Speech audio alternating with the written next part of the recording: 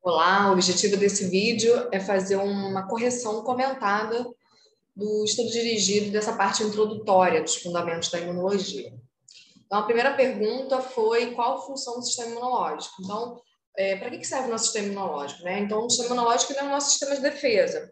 Ele é formado por células, tecidos, órgãos, moléculas, tudo com o intuito de fazer a nossa defesa.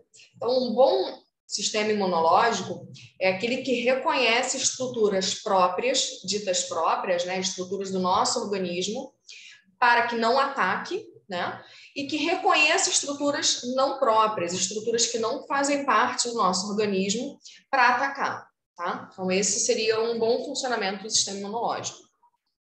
Quem são os componentes do sistema imunológico? Então, como eu falei, a gente tem células, tecidos, órgãos, moléculas, é um sistema. Então, as células, então, elas vão ser formadas, né? As principais aí, a gente vai ter a formação dos fagócitos, então, representando aí o grupo de células, a gente tem os fagócitos, mas temos também células que, além de fagócitos, né, fazem a apresentação de antígeno, que vão estimular os linfócitos da imunidade adquirida, tá? Então, a gente vai ter leucócitos circulantes, leucócitos teciduais, leucócitos granulócitos, leucócitos agranulócitos, apresentadoras de antígeno, né? Os plasmócitos que liberam os anticorpos, que não são células, são moléculas. Então, a gente vai ter aí essas células do sistema imunológico, que são os leucócitos. No que diz respeito aos órgãos, a gente tem os órgãos linfóides primários e os órgãos linfóides secundários. Diferenciação entre esses dois grupos, né? Linfóides primários são aqueles que são responsáveis pela produção das células sanguíneas e pela maturação, então pela hematopoiese. Então a gente tem a medula óssea, que é um órgão linfóide primário, né, responsável pela produção das células sanguíneas. E a gente tem o timo como órgão linfóide primário também, porque ele faz a maturação do linfócito T. Então, a medula óssea, ela produz e matura as células sanguíneas, exceto o linfócito T, que vai ser maturado no timo. E órgãos linfóides secundários, que vão estar associados a processos de resposta adquirida, apresentação de antígeno, filtrar linfa, por exemplo, né? Então, a gente tem baço e linfonodos como os principais aí órgãos linfóides secundários, tá? Amígdalas, né? Nós temos aí esses órgãos. Para começar a funcionar, o sistema imunológico ele vai reagir a estímulos, cite os estímulos que ele vai reagir. Então, o sistema imunológico ele vai reagir a tudo que ele vai considerar como não sendo próprio, né? Tudo que ele não vai reconhecer, ele vai precisar desenvolver uma resposta imunológica. Então, a gente vai chamar de antígeno, né? Essas estruturas que vão fazer a ativação do sistema imunológico. E a gente tem os antígenos patogênicos, que são aqueles capazes de causar doença, vírus, bactérias, fungos, protozoários, eumintos, né? E a gente tem os antígenos não patogênicos também, que podem desenvolver e desencadear uma resposta imunológica. Nós temos as células tumorais, que vão ser estímulos também, né, para o nosso sistema imunológico. Então, ele é responsável por fiscalizar e verificar presença de células tumorais. Vai ser responsável também pela reação de transplantes de órgãos, transplantes de sangue, né, que não, sejam incompatíveis. Você vai ter uma resposta imunológica. Então, esses são os principais estímulos. Órgãos de origem. Esses aqui são os órgãos, né? Então, essa questão quer saber quais são os órgãos primários e secundários do sistema imunológico, já foi dito, né? Então, aqui no esquema a gente tem o timo e medula óssea como os órgãos primários, gânglios linfáticos, que são os linfonodos, né? A rede de vasos linfáticos, onde vai percorrer a linfa, que a linfa, então, ela é o líquido intersticial do extravasamento do sangue, dos tecidos.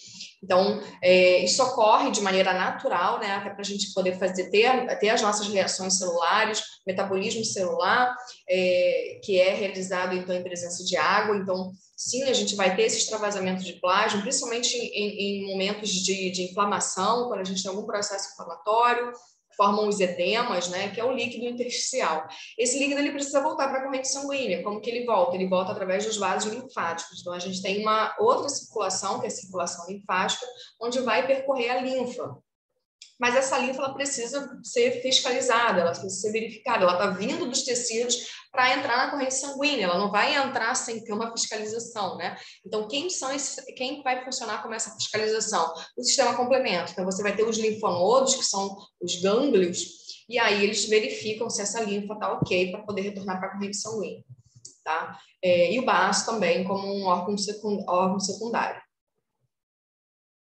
Bom, número 5, ele mostra aqui essa ilustração, né? Ele quer saber o que é essa ilustração, o que está acontecendo nessa ilustração, quais são as células do sistema que podem realizar isso daqui e aonde elas estão. Então, isso daqui é o clássico de uma endocitose, né? Então, a gente tem aqui uma célula fagocitando alguma estrutura, tá? Então, no caso do no sistema imunológico, nós temos os fagócitos. Os fagócitos, então, eles são células, são leucócitos, né? Que são responsáveis por fagocitar. Bom, aonde que eles estão, né? Onde que esses fagócitos estão? A gente pode ter os leucócitos circulantes, que são basófilos, eosinófilos, neutrófilos e monócitos, e a gente pode ter os leucócitos, os fagócitos teciduais, que estão lá nos tecidos, como mastócitos, macrófagos e células dendríticas, tá? A número 6, ela fala sobre os PAMPs e os DAMPs, né? Então, os PAMPs, eles são os padrões moleculares associados a patógenos. Então, os patógenos, eles vão ter alguns padrões, né, moleculares lá que formam a sua estrutura, que o nosso sistema imunológico já conseguiu, digamos que, associar, né, esses padrões moleculares de que é um patógeno, que é associado à presença de patógeno, que são os PAMPs. Mas a gente também tem um reconhecimento de padrões que não necessariamente estejam associados ao patógenos, e sim a danos teciduais, por exemplo, né? Então, os nossos tecidos, eles podem sofrer injúrias, eles podem sofrer danos que não são necessariamente por um processo infeccioso. E aí entra aquele conceito, né, de infecção e inflamação. Então, a infecção, né, o conceito infecção significa a invasão do organismo. Quando passam por aquelas barreiras primárias, os patógenos eles conseguem acessar o nosso organismo, né? Então, você tem um processo infeccioso. E a inflamação, ela é uma resposta do sistema imunológico. Então, a inflamação, embora seja muito incômoda, né, ela é uma resposta de proteção. A inflamação, ela pode ser desencadeada por um processo infeccioso, mas não exclusivamente. Eu posso ter danos teciduais como choque mecânico, queimadura, enfim, uma pancada, né? Uma injúria tecidual que não necessariamente ocorreu por causa de um processo infeccioso, uma infecção de um patógeno, mas que desencadeou um processo inflamatório. Então, perceba que a inflamação ela é uma resposta do sistema imunológico associada, né, à presença de PAMPs, ou seja, padrões moleculares de patógenos, ou também de DAMPs, ou seja, associação, né, de danos teciduais, e aí você tem uma resposta inflamatória, bom? Bom, e aí a questão, ela fala desses dois termos e pede para correlacionar, ela dá uma tabela aqui, nessa questão, e pede para você responder ali se é PAMP, se é DAMP, enfim. Aí aqui tem uma explicaçãozinha, né, mais objetiva desses dois termos, e aqui destrinchando, né? Então, o LPS, o que é o LPS? O LPS ele é um lipopolissacarídeo. Ele é uma molécula que é encontrada na parede celular de bactérias gram-negativas. Então, a bactéria gram-negativa, ela vai ter a parede celular. A parede celular já é uma estrutura que vai chamar a atenção, né, da gente, porque a gente não tem parede celular, a célula animal, e além disso ela vai ter um padrão de repetição. Então toda bactéria gram-negativa ela vai ter na parede celular esse carboidrato, né, o LPS. Então a gente já aprendeu, nosso sistema imunológico já entendeu que isso é um padrão. Então ele vai ser reconhecido como um PAMP. RNA dupla fita. RNA dupla fita, no nosso organismo a gente tem RNA, é um ácido nucleico. Porém, o nosso RNA ele é fita simples. tá? Dupla fita que a gente tem é o DNA. E a fita única, fita simples, a gente tem o RNA. Então, quando a gente entra em contato com algum RNA que é fita dupla, já chama atenção. Opa, isso é um padrão, isso é um pump. Assim como um DNA fita única, né? Um DNA fita única, alguns vírus eles são de DNA fita única. Mas RNA dupla fita é pump. Proteínas estonas. Então, o que são as proteínas estonas? A gente tem isso no nosso corpo? Temos. São proteínas responsáveis pelo processo de enovelamento, né?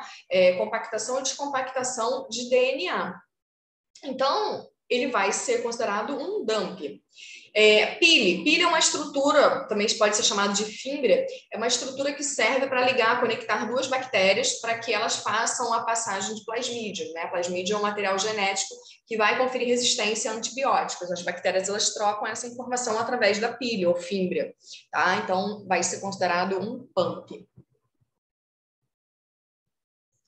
A 7, mais uma vez ela fala, né, pump e dumps, mais voltado para a questão da inflamação. Então, o que é inflamação? Então, aqui ela mostra, né, essa questão atrás, essa imagem aqui, que é uma imagem clássica de uma farpa, alguma coisa que está aqui atravessando a barreira primária, né, atravessando a pele. Essa farpa ela não estava esterilizada, ela estava aqui trazendo algumas bactérias com ela. E o que acontece? Nós temos leucócitos teciduais, como macrófagos, mastócitos, né, que estão aqui, percebem a presença dessas bactérias, desse patógeno, desse pump, e começa a degranular. O que é degranular?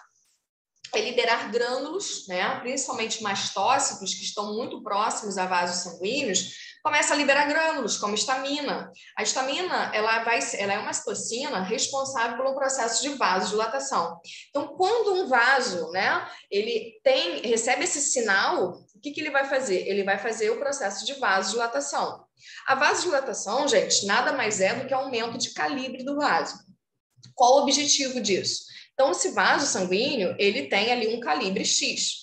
Esse calibre permite a passagem do fluxo sanguíneo, né? Quando aumenta-se o calibre desse vaso, você tem um maior aporte sanguíneo chegando naquela região, né? Então, você tem uma hiperemia, né? Um aumento sanguíneo naquele vaso sanguíneo.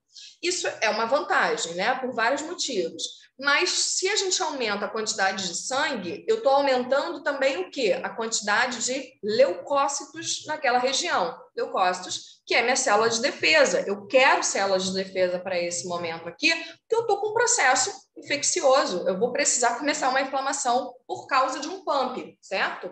Que é o que está ilustrado aqui na imagem. Bom, quando essas células, esses leucócitos teciduais percebem isso, começam a liberar esses sinais, essas citocinas, né? A histamina é um deles, que ela é vasodilatadora, eu vou ter um aumento de aporte sanguíneo, eu tenho uma hiperemia nesse local. Essa hiperemia aumenta a concentração de leucócitos naquela região. Além disso, quando eu faço uma vasodilatação, eu diminuo a velocidade do sangue que passa ali, certo? O sangue está passando numa velocidade. Quando eu faço o aumento do calibre, eu diminuo um pouco, né? O sangue continua passando numa velocidade boa, né? Mas eu tenho um maior aporte sanguíneo, eu diminuo um pouco essa velocidade para facilitar o quê? A percepção desses leucócitos que estão passando ali aos sinais que estão sendo enviados. Porque esses leucócitos, eles precisam ir para o tecido. O nome disso é diapedese.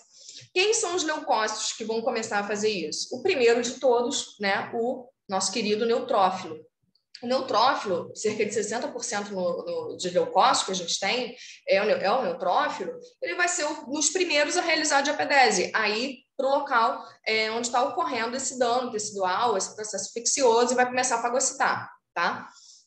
E depois a gente tem monócitos também. Monócitos, quando eles são recrutados para realizar a diapedese, eles se diferenciam em macrófagos, que é um potente fagócito, tá? Então, essa galera vai lá para o tecido e começa a fazer um processo inflamatório. Realizar fagocitar, liberar a histamina, fazer vasodilatação. E daí a gente vai ter o quê? Os sinais da inflamação por causa dessas respostas vasculares que a gente vai ter da inflamação. A inflamação, então, ela vai fornecer, né? Iniciar respostas vasculares e também vai ter respostas celulares. E por isso você vai ter um processo ali, né, de respostas principalmente vasculares que vão dar os sinais da inflamação. Então, o que a pergunta quer saber? O processo inflamatório faz parte do sistema imune inato ou adaptativo? O processo inflamatório, então, se a gente está falando de fagócitos, é uma resposta padronizada, tanto faz se é uma infecção, se é um choque mecânico, se é enfim, não precisa necessariamente, né? Pode ser pump ou dump. Então, a inflamação, ela é uma resposta imune inata, tá? É padronizada, ela não é específica, ela sempre vai ter o mesmo tipo de resposta, uma resposta rápida. Então, inata. Quais são os sinais da inflamação? Os sinais da inflamação, eles têm a ver com os sinais de resposta, com as respostas vasculares, tá? Então, quais são os sinais? Calor, rubor, inchaço, dor e perda de função. Por que isso acontece? Ora, se eu tenho um vaso com vasodilatação, né, recebendo sinais para ele fazer vasodilatação, eu tenho hiperemia naquela região. A hiperemia é aumento de fluxo, né, aumento de aporte sanguíneo. O aporte sanguíneo, o aumento dessa quantidade de sangue por si só, ela faz com que aquela região fique mais vermelha e mais quente, então calor e rubor. Eu tenho também o extravasamento do plasma, tá? Então, eu vou começar a ter a saída dos leucócitos para essa região, porque eles precisam atuar defendendo esse processo, né? Esse processo infeccioso. Nesse caso aqui, que é o que está ilustrado pela imagem. Então, as células endoteliais que formam o vaso sanguíneo, elas recebem um sinal também para elas aumentarem a permeabilidade celular, elas vão se afastar um pouquinho. Por quê? De propósito, para o leucócito poder atravessar, para o leucócito fazer a diapedese. Bom, só que aí o leucócito ele não sai sozinho do vaso, né? Ele vai ali ter saída também do líquido, né? Do plasma, do líquido sanguíneo. Então, eu vou ter um aumento ali de edema, vou ter um edema naquela região, porque é um aumento de líquido intersticial ali. Então, esse edema, né, que é o inchaço, que é por causa do aumento da permeabilidade dos vasos sanguíneos, ele vai começar a fazer uma compressão de neurônios, enfim, né, de nervos que possam ter ali naquela região. Então, a nossa pele, como um todo, tem muitos receptores, né? A gente tem muita informação nervosa ali, porque a gente tem um tato, né? Que é uma percepção associada ao sistema nervoso. Então, a gente tem ali nervos e esse inchaço, essa compressão pode ativar nossos receptores e você tem a dor, tá? Número 8. A número 8, né, mais ou menos isso que eu acabei de falar, que pergunta aí os fagócitos que estão na corrente sanguínea e que vão para a circulação, que vão para o tecido, né? Então, o fagócito que na circulação tem um nome e que no tecido ele tem outro nome, é o monócito, tá? Então, na corrente sanguínea monócito, no tecido macrófago. Eu botei essa ilustração aqui, ó. Então, aqui é um vaso sanguíneo. Esse vaso sanguíneo, ele tem, então, as células endoteliais. Essas células endoteliais, no momento que tem alguma injúria tecidual, né, elas recebem um sinal para aumentar a permeabilidade vascular, então é o espaço aqui entre essas células que formam o vaso sanguíneo. Para quê? Para fazer a diapedese. Os leucócitos irem para essa região. Então, por exemplo, o neutrófilo, né? O neutrófilo eles vão passar também, vão fazer, fagocitar aqui essas estruturas, e o monócito também, só que o monócito ele vira um macrófago, tá? Número 9. Número 9, o que fala aqui? Qual seria essa célula? Ah, sim. Uma boa alternativa nesses casos seria uma célula do sistema imuninato que reconhece a pumps de vírus. Ah, sim, está falando de... Deixa eu ver aqui a questão. Pois o patógeno... uma infecção viral. O que acontece na infecção viral, né? O vírus, ele é um patógeno, mas ele não tem célula, tá? Então, ele quebra aí um dos pilares da teoria celular, que fala que para você ser considerado ser vivo, você tem que ter célula. Então, o vírus, ele é considerado, né, um consenso, por enquanto, na comunidade científica, de que ele não é um ser vivo. Ele é um material genético envolto por uma proteína chamada capsídeo. E aí, ele precisa invadir uma célula. Tá? Então, ele não tem célula, ele precisa invadir, o mecanismo de ação dele é invadir célula. Então, quando ele está dentro de uma célula que está infectada, como é que faz, né, ali para poder realizar uma destruição dessa célula, eu vou precisar de uma resposta citotóxica. O que é uma resposta citotóxica? É alguém que chega naquela célula e fala, olha, vamos morrer um pouquinho, né? Vai ter uma ação tóxica para essa célula. Então, quem faz isso? As células citotóxicas. Então, uma boa alternativa nesse caso seria uma célula do sistema imune inato, né, que reconhece pumps de vírus na célula infectada e, assim, poder reconhecer e matar essa célula. Qual seria essa célula e como ela consegue matar uma célula infectada, uma célula humana infectada? Então, a citotóxica, quem são as citotóxicas que a gente tem, né? São lá da linhagem linfocitária. Então, a gente tem o linfócito TCD8, que precisa de um reconhecimento de antígeno, ele vai funcionar na imunidade adquirida, ele não funciona na imunidade inata. E a gente tem a NK, que é Natural Killer, que sim, embora tenha uma linhagem linfocitária, venha de linhagem linfocitária, ela vai atuar na imunidade inata com o papel citotóxico, tá? Então, resposta, células natural killers reconhecem e aderem às células infectadas ou também células cancerígenas, tá? Também podem atuar em células cancerígenas. Então, vai liberar as enzimas, né, que são enzimas digestivas, substâncias que vão danificar as membranas externas dessas células. A natural killer são importantes na defesa inicial contra as infecções virais, tá? Aí aqui uma explicação, e tem essa imagem aqui que eu botei pequenininha, porque é uma imagem que pode trazer um pouco de confusão, mas o que a questão quer saber na verdade, né? Então, você olha ali aquela explicação, olha essa imagem, pensa, meu Deus, vou trancar o curso. Mas aí o que a questão, na verdade, ela quer saber? Ela quer saber, com relação ao sistema complemento, né, que é um mecanismo de ação da imunidade inata, um conjunto de proteínas que vão realizar uma cascata enzimática. O que é uma cascata? Sempre que a gente fala cascata dentro da biologia, cascata de eventos, é tipo um telefone sem fio. Uma coisa ativa a outra, que vai ativando, A ativa B, que ativa C, que ativa D. Então, a gente tem cascata de coagulação, cascata de sistema complemento, tá? Uma coisa que vai ativando a outra. Então, essa cascata enzimática, né, essas enzimas que vão se ativando aos poucos, uma a uma, que é o sistema complemento, ela quer saber aqui nessa questão que formas de ativação, então como que a gente vai ativar o sistema complemento, e mais o que a questão quer saber? Quais são as funções do sistema complemento, então, quando ativado, o que ele faz? Então, formas de ativação. Então, o sistema complemento, ele é uma reunião, né, um grupo de proteínas, tá? Essas proteínas são proteínas inativadas, ou seja, elas estão sem função, não estão ativadas, que elas podem se iniciar, né? Elas podem se ativar por 3 vias diferentes, tá? E aí elas vão desenvolver todos os mecanismos de resposta ao sistema complemento. A via clássica, a via alternativa e a via das lectinas. A via clássica é a via dependente da presença de anticorpo. Tá? Ah, mas o sistema complemento não é imunidade inata? Sim, o sistema complemento ele é imunidade inata, por quê? Porque ele não vai gerar célula de memória, ele não forma produção de anticorpos, ele vai ter o mesmo padrão de resposta, ele é uma resposta rápida, ele desencadeia processo inflamatório, então é uma resposta imuninata. Mas uma das vias dele vai se iniciar, vai ser ativada pela presença de anticorpo, né? Que é produzido lá pela resposta adquirida pelos linfócitos, tá?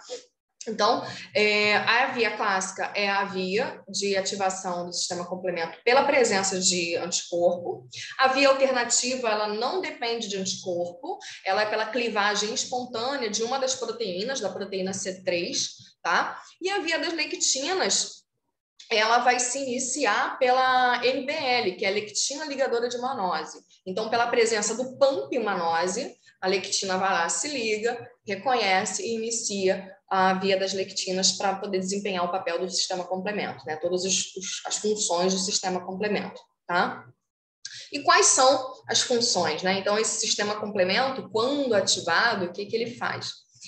Bom, o sistema complemento, quando ativado, ele vai, então, formar o complexo de ataque à membrana, que é a sigla MAC.